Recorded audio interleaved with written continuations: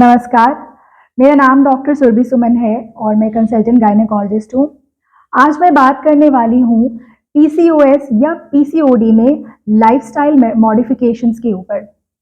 Females में होने वाला मोस्ट कॉमन एंडोक्रिनोलॉजिकल डिस्टर्बेंस है पीसीओएस।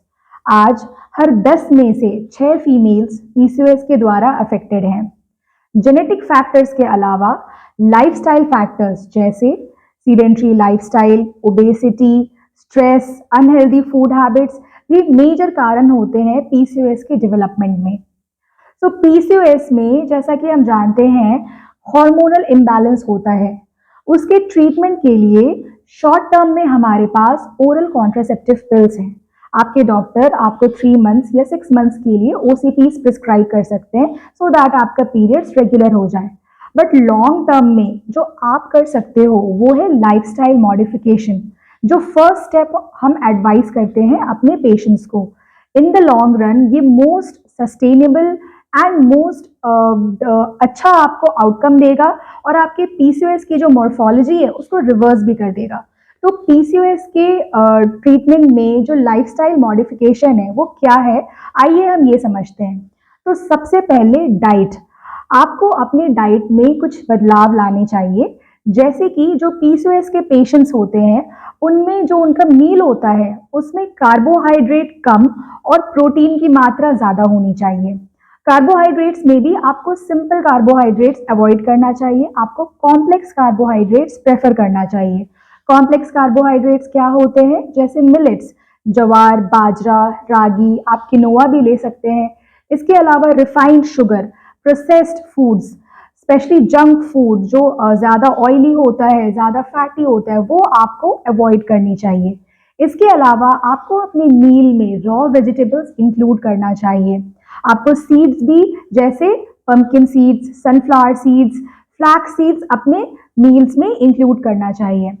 जो आपके पीरियड्स आने के बाद के फर्स्ट 14 डेज होते हैं जिसे हम फॉलिक्यूलर फेज कहते हैं, उसमें आप फ्लैक्स सीड्स को प्रेफर कीजिए because that will help in production of oestrogen.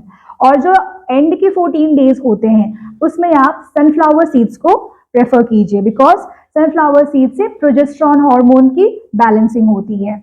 इसके अलावा जो आपके मील्स हैं उनके बीच में आप एक सफिशिएंट गैप रखिए, जैसे अराउंड 2 to 3 आवर्स का गैप, जो कि इंटरमिटेंट फास्टिंग के तौर पे काम करेगी और आपके ब्लड को शुगर यूटिलाइज करने में मदद करेगी। Blood sugars generally insulin resistance एक वन ऑफ द पैथोलॉजीज होती है पीसीओएस में, तो आपको मीठा एंड कम से कम कंज्यूम करना चाहिए। स्पेशली जो आपके रिफाइंड शुगर्स होते हैं जो केक्स में, पेस्ट्रीज में, बाकी स्वीट डिशेस में होती है, उनको आपको अवॉइड करना चाहिए। जो नेक्स्ट लाइफस्टाइल मॉडिफिकेशन आप कर सकते हो वो है एक्सरसाइज।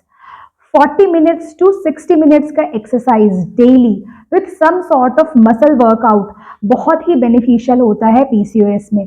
जो ये मसल वर्कआउट होता है ये आपके टिश्यूज को, आपके बॉडी को मोर सेंसिटिव करता है इंसुलिन की तरफ, जिससे कि बॉडी जो ग्लूकोज है, जो शुगर है, उसको बेटर यूटिलाइज कर पाती है।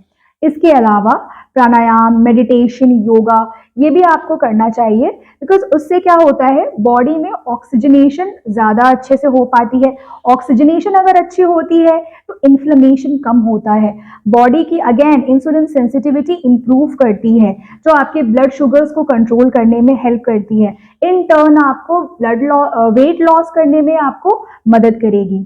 जो अगली चीज़ आप कर सकते हो वो है stress management, stress factor management. आपको timely sleep, adequate sleep, uninterrupted 7 to 8 hours की स्लीप लेनी चाहिए। अगर कोई स्ट्रेस फैक्टर है लाइफ में तो उसको सॉर्ट आउट करना चाहिए और एक हेल्दी डाइट एंड एक्सरसाइज के साथ जो पीसीओ की मॉर्फोलॉजी होती है वो आप डेफिनेटली रिवर्स कर सकते हो और आपको फर्दर ट्रीटमेंट की, फर्दर मेडिकेशंस की ज़रूरत कम पड़ सकती है। तो आज ही अगर आपने गायनेकोलॉजिस्ट को विजिट कीजिए अगर आपको पीसीओएस है, डाइट, एक्सरसाइज और लाइफस्टाइल मॉडिफिकेशन को समझने में। धन्यवाद।